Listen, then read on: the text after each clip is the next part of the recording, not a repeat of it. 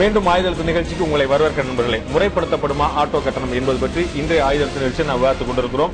நான் திரு அப்துல்லா அவர்கிட்ட கொண்டு போக விரும்புறேன். இடைவெளிக்கு முன்னாடி சொன்ன மாதிரி 2007 வந்து 1 லிட்டர் பெட்ரோலுடைய சராசரி விலை 50 ரூபாய் அப்படின்னு வச்சுட்டோம்னா, இப்போ வந்து 1 லிட்டர் பெட்ரோலுடைய சராசரி விலை 72 ரூபாய் இருக்குது. இப்போ நீங்க ஆயில் போடணும் அப்படின்னு சொன்னா இப்ப மட்டும் இல்ல, அப்பயும் ஆயில் போடணும், ரெண்டு பக்கமும் ஆயில் போட்டு தான். சோ இந்த சதவீத கணக்குல பார்த்தா அப்போ வந்து 1 கிலோமீட்டருக்கு 14 ரூபாய் இருந்தது முதல் கட்டணமா. 2 கிலோமீட்டருக்கு சாரி மன்னிங்க, 2 கிலோமீட்டர் 14 ரூபாய் இருந்தது. இப்ப 2 கிலோமீட்டருக்கு அதே சராசரி சதவீதம் வச்சுட்டா 20 ரூபாய் தான் வரணும். அப்ப 20 ரூபாய் வாங்கணுமா? அதான் நியாயமா இருக்கணும். உங்களுடைய கணக்கு என்ன? விலைவாசி ஏற ஏற இந்த கணக்கு பெட்ரோல் தான் உங்களுடைய அடிப்படையான கணக்கு, அதான் உங்களுடைய மெயின் விஷயம். அது ஏறும்போது இப்ப 20 ரூபாய் தான் வரும் 2 கிலோமீட்டருக்கு. சார் 2008க்கு அப்புறம் அரசு பெர்மிட் அனௌன்ஸ் பண்ணதுல இருந்து பெர்மிட்டே கேஸ் பெர்மிட் மட்டும் தான் அனௌன்ஸ் பண்றாங்க. அப்ப இன்னும் குறைக்கணும்.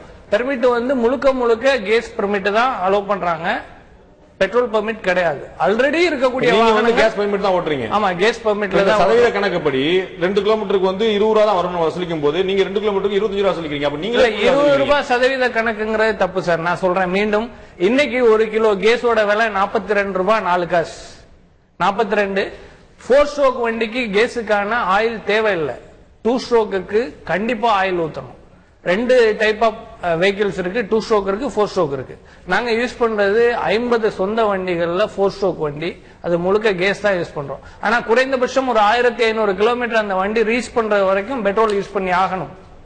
அது என்ஜின் செட்டிங்காக உள்ள விஷயம். அதுக்கப்புறம் இருக்கக்கூடிய அட்டாச்மெண்ட் வண்டிகள் எங்கிட்ட பெட்ரோலும் இருக்கு, கேஸும் இருக்கு. அப்ப பெட்ரோலுக்கு நாங்க பெட்ரோல் போடுறோம், 2 ஸ்ட்ரோக்கு ஆயிலும் போடுறோம், எல்லாமே இருக்கு. ஒரு டிரைவரோட கட்டணம், அதாவது விலை கட்டணம் வந்து குறைந்தபட்சம் 2 கிலோமீட்டருக்கு 25 ரூபாய் தீர்மானிக்கிறதுக்கான காரணம், நான் ஏற்கனவே உங்களுக்கு சொன்னேன், அண்டை மாநிலங்கள்ல இந்த விலை கட்டணங்கள் இருக்கு. அந்த கட்டணங்களை அடிப்படையா வச்சுதான் இது தீர்மானிக்கப்படுது. குறைந்தபட்ச கட்டணங்கள்ல தான் ஒரு ஆட்டோ டிரைவரோட வாழ்வாதாரத்துக்கு தேவையான அத்தனை விஷயங்களும் இருக்குங்கிறது என்னோட கணக்கு. ஒரு ஸ்டாண்ட்ல போய் உட்கார்ந்துகிட்டு குறைந்தபட்சம் ஒரு நாளைக்கு 3 கஸ்டமர்களை சந்திச்சு 4 கஸ்டமர்களை சந்திச்சு 1000 ரூபாய் 1500 ரூபாய் எடுத்துட்டு போற ஆட்டோ டிரைவர்கள் ஒரு பக்கம். மக்களை தேடி போய் ஒவ்வொரு நாளும் 40 ட்ரிப்பு 30 ட்ரிப்பு மக்களுக்காக சேவையாற்றக்கூடிய அடிப்படை எண்ணங்கள்ல ட்ரிப் கவுண்ட் அதிகப்படுத்தும் போது இந்த 25 25 30 40 25 சேரும் போது முழுமையான வருமானம் நம்ம கைக்கு கிடைக்குது. அந்த அடிப்படையில தான் நம்ம ஆட்டோ இன்னைக்கு வெற்றிகரமா நகர்ந்துட்டு இருக்கு. அதிகமான ட்ரிப் கொண்டு வரணும். இந்நிலையில சென்னையை சேர்ந்த பெண் ஆட்டோ டிரைவர் ராஜி அவர்கள் நம்மோடு இருக்கிறார். உங்களுடைய அனுபவம் என்ன ராஜி? ஆட்டோக்காக நீங்க வந்து ஒவ்வொரு முறை கட்டணம் வசூலிப்பதற்காக பொதுமக்கள் உங்களுக்கு சண்டையிடுகிறார்களா அல்லது நீங்கள் எந்த அடிப்படையில் கட்டணம் வசூலிக்கிறீர்கள் ராஜி? கண்டிப்பா வந்து எங்களுக்கும் பொதுமக்களுக்கும் சண்டை வந்துட்டு இருக்குது. 2006 ஜனவரி பெண்கள் என்ன வேகமா சண்டை போடுவீங்களே? இல்ல அப்படியெல்லாம் இல்ல சார். பெண்கள் எல்லாருக்கும் ஒண்ணுதான். அவங்க இட்லி சாப்பிடுற 4 இட்லி தான் நாங்களும் சாப்பிட்டுட்டு இருக்கோம். அது எல்லாமே ஒண்ணுதான். எங்களுக்கு இருக்கிற வாடகை, எங்களுக்கு இருக்கிற பெட்ரோல் எல்லாம் ஒண்ணுதான், ஒன்னும் வித்தியாசம் கிடையாது. ஆனா கூட என்னன்னா எங்களுக்கு இல்லீகலா ஓடின வாகனங்கள் சென்னையை பொறுத்த வரைக்கும் இன்னைக்கு தெரியாதவங்களுக்கு யாரும் கிடையாது. இல்லீகலா ஓடின வாகனங்கள் அப்படின்னு பாத்துட்டீங்கன்னா பர்மிட் இல்ல, எஃப்சி இல்ல, இன்சூரன்ஸ் இல்ல, சும்மா ஒரு வாட்டி வண்டி எடுத்துக்கிறது, அது ஒரு பண்ணாது. அப்ப என்ன ஆகும்னா அவங்க குறைந்தபட்ச கட்டணத்திலேயே போயிடுவாங்க. என்னன்னா வருஷத்துல அவங்களுக்கு எஃப்சி கட்ட வேண்டியது இல்ல, இன்சூரன்ஸ் கட்டுறது இல்ல, வண்டி டியூ கிடையாது. இல்லீகலா ஓடுற வாகனங்கள் வந்து எங்களுக்கு அதிகமான காம்படிஷனை தருது. 3 பேருங்கிற ஷேர் ஆட்டோ அது வந்து 15 பேரை ஏத்துறாங்க. அவங்க வந்து டெய்லி ஒரு கேஸ கட்டிட்டு போயிடுறாங்க. இதே மாதிரி டெய்லி ஒரு கேஸ கேட்டி பர்மிட் இல்லாம எஃப்சி இல்லாம எங்களா ஓட்டுக்கு ஒத்துப்பாங்களா? நீங்க கூட ஸ்கூலுக்குலாம் ஓட்டுறீங்க. ஸ்கூல் நாங்க ஓட்டுறது 3 பேர் 2 பேர் தான், அதுக்கு மேல ஓட்டுறது. ஸ்கூலுக்கு பாத்துட்டீங்கன்னா ஸ்கூல் தான் இன்னும் அதிகமா. இது வந்து உங்களுக்கு இடையே இருக்கக்கூடிய நன்றி திரு ராஜி, உங்களுக்கு இடையே இருக்கக்கூடிய ஒரு தொழில் போட்டி. அது தொழில் போட்டினால வந்து அவங்களோட பாதிப்பு ஏற்படுது. அதனால நீங்க கூடுதல் கட்டணம் வசூலிக்க வேண்டியிருக்கு. உங்களுடைய நிலைப்பாடு ஒரு கருத்து சொல்ல விரும்புகிறேன். நீங்க அவங்க முக்கியமான ஒரு பிரச்சனையை சொன்னாங்க. அதாவது இன்னைக்கு அவங்களுக்கு நிறைய போட்டி இருக்கு. ஷேர் ஆட்டோவோட அடுத்து மினி பஸ் வரப்போது, எல்லாத்தோடையும் போட்டி இருக்கு. ஷேர் ஆட்டோல வந்து ஏன் இன்னைக்கு வந்து 10 பேர் அனுமதிக்கிறாங்க? சில விபத்துகள் கூட நடந்து நிறைய பேர் இறந்து போயிருக்காங்க. அப்படி இருக்கிறப்ப ஏன் அனுமதிக்கிறாங்க? டெய்லி ஷேர் ஆட்டோ வந்து கப்பம் கட்டுறதா கேள்விப்படுறோம். இதையும் அனுமதிக்குது. எல்லா அடுத்தடுத்து வர அரசுகளும் ஏன் அனுமதிக்குது? எல்லாரும் கட்டித்தான். ஷேர் ஆட்டோ மட்டும் தான் கட்டுறாங்களா? மத்தவங்க கட்டுறாங்க. எல்லாரும் கப்பம் கட்டுறது அனுமதிக்கிறாங்க. தவறா அந்த ஆட்டோக்கள் தான் அந்த மாதிரி அவங்க ஆட்டோமேட்டிக்கா போலீஸுக்கு அதுல உடந்த, அதிகாரிகளுக்கு அது உடந்த, அதை அவங்க டெய்லி ₹100 சீட்டு வாங்கி வச்சுப்பாங்க, திரும்ப அவங்கள தப்பு பண்ண வைப்பாங்க. அப்பதான் அவங்களுக்கு வருமானம் உண்டு. எனவே அதை முறைப்படுத்தணுன்ற நோக்கமே அதிகாரிகளுக்கும் அரசுக்கும். ஆட்டோக்கள் உரிமையாளர்களே அவங்க தான் சொல்லி சொல்லுவாங்க. அதெல்லாம் உண்மை உண்மை உண்மை உண்மை. உங்கள்ட்ட இன்னொரு கேள்வி கேட்கிறோம் அசோக். அதாவது பாத்தீங்கன்னா பெட்ரோல் டீசலுடைய விலை ஏற்றம் மிகப்பெரிய பாதிப்பு ஆட்டோ தொழிலாளர்களுக்கு ஏற்படுது. ஒரு அடிப்படையான ஒரு காரணம் இருக்கு. ஆனா ஒரு முறை ₹2 ஒரு லிட்டருக்கு பெட்ரோல் விலை ஏறிச்சுன்னா ஒரு கிலோமீட்டருக்கு ₹5 ₹6 ஏத்துறத நம்ம பாக்குறோம். என்ன உடனே சொல்லுவாங்க, சார் பெட்ரோல் பேப்பர் பார்க்கலையா, நீங்க டிவி பார்க்கலையா, பெட்ரோல் ஏறி இருப்பாங்க. ஒரு கிலோமீட்டருக்கு ₹2 ஏறினா, ஒரு லிட்டருக்கு ₹2 ஏறினா, ஒரு கிலோமீட்டருக்கு ₹5 ₹10 ஏத்துற எந்த விலை நியாயமா இருக்க முடியும்? அதை நம்ம எப்படி நியாயப்படுத்த முடியும்? கண்டிப்பாக அது தவறுதான். ஆட்டோக்காரர்கள் ஒன்றை புரிஞ்சுக்கணும்.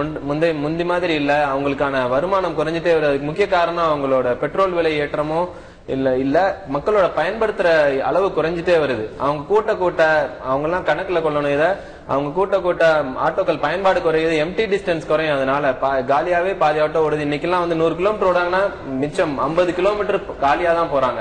அது மாதிரி இல்லாம திறனை அதிகரிக்கணும்னா நீங்க மீட்டர் அடுத்த அரசு அறிமுகப்படுத்தினாலும் மீட்டர் படி நீங்க கட்டணத்தை வசூலிக்கணும். உங்களோட அப்ப நிறைய பேர் பயன்படுத்த ஆரம்பிப்பாங்க, சண்டை சச்சரவு இருக்காது. அப்ப ஆட்டோமேட்டிக்கா அவங்களோட வருமானம் கூடும்.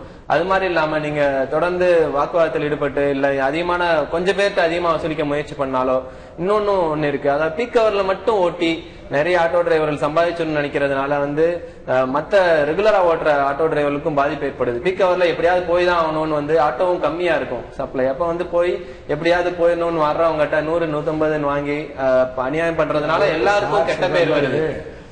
பொதுவா ஆட்டோ தொழிலை நம்பி வாழ்கிற ஆட்டோ தொழிலாளர்கள் இப்படிப்பட்ட நடவடிக்கையில் ஈடுபடுவதில்லை. சில பேர் என்ன செய்யறாங்க,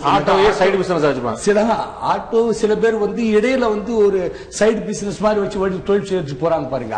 அவர்கள்கிட்ட தான் இந்த மாதிரி தவறுகள் வரும். எங்களுக்கு பூந்தமல்ல இருக்கக்கூடிய ஆட்டோ டிரைவர், வெள்ளிவாக்கத்தில் இருக்கக்கூடிய ஆட்டோ சரி, இதுல ரெண்டு குழுக்கள் இருக்கக்கூடிய தொழிற்சங்கத்தில் இருக்கக்கூடிய தொழிலாளர்களா பாத்தீங்கன்னா நிச்சயமாக அப்படிப்பட்ட தவறுகள் அதிகமாக. ரெண்டு குழுக்கள் இருக்கு. ஒன்னு, ஒரு பக்கம் சென்னை மாதிரியான வளர்ந்து வரக்கூடிய நகரங்களுக்கு எந்த மூலையில இருந்து சென்னைக்குள்ள காலடியை எடுத்து வைத்தாலும், விமான நிலையமோ பஸ்ஸோ ட்ரெயினோ ஷிப்போ எந்த மோட் ஆஃப் டிரான்ஸ்போர்ட் முதல்ல சந்திக்கக்கூடியவங்க ஆட்டோ டிரைவர்கள்.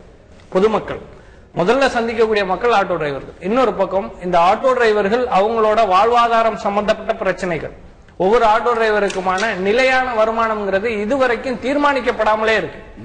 அவனுக்கு என்ன அன்னைக்கு தேவையோ அந்த தேவையை அடிப்படையா வச்சுதான் அந்த ஆட்டோ டிரைவர் தன்னோட பயணிட்ட நடந்துக்கிறார். இதுதான் யதார்த்தம். அப்ப நம்ம ஆட்டோ என்ன பண்ண நினைக்குதுன்னா, ஆட்டோ டிரைவர்களோட பிரச்சனைக்கு முக்கியத்துவம் கொடுக்கும். என்ன தேவை? அடிப்படையா நிர்ணயிக்கப்பட்ட மாத வருமானம், ஒரு ஒழுங்கமைக்கப்பட்ட வாழ்வாதாரத்துக்கான உத்தரவாதம்.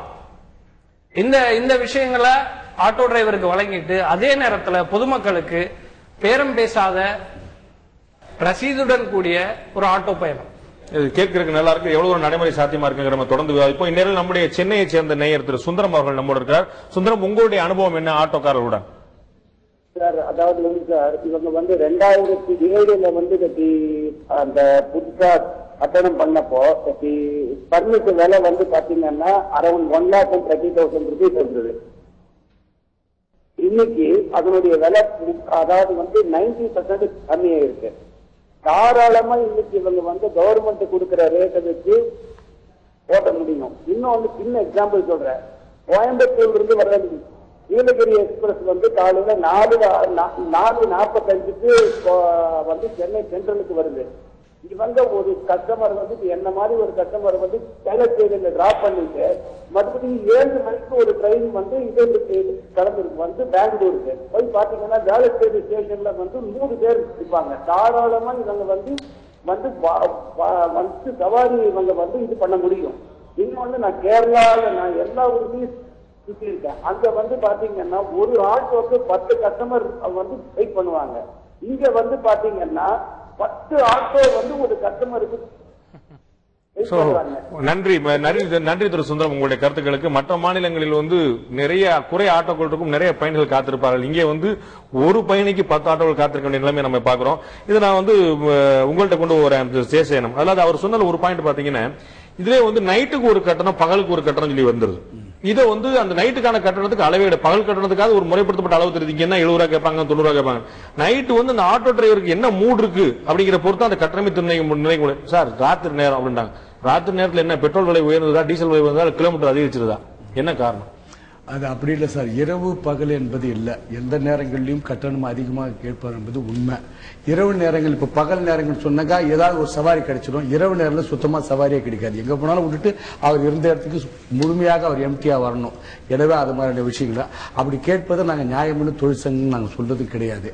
பொதுவாக இந்த அரசு வந்து கட்டணத்தை மாற்றி அமைச்சு முறையாக விஷயங்கள் நடத்தாதனுடைய விளைவுதான் இந்த சிக்கல்லாம் வருவதற்கு. கட்டணம் மாற்றப்படாதான் இந்த பிரச்சனைக்கான அடிப்படை காரணம் கருத்து. கட்டணம் மாற்றப்பட்டு விட்டால், நம்ம தொடர்ந்து விவாதிக்கலாம், கட்டணம் மாற்றப்பட்டு விட்டால், ஒழுங்குபடுத்தப்பட்டு விட்டால், கட்டணம் நிர்ணயிக்கப்பட்டு விட்டால் அந்த கட்டணத்தை அத்தனை ஆட்டோ டிரைவர்கள் முறையாக கடைபிடிப்பார்களா, அதற்கு ஏதாவது உத்தரவாதம் இருக்கிறதா? விவாதிக்கலாம். ஒரு சிறிய இடைவெளிக்கு.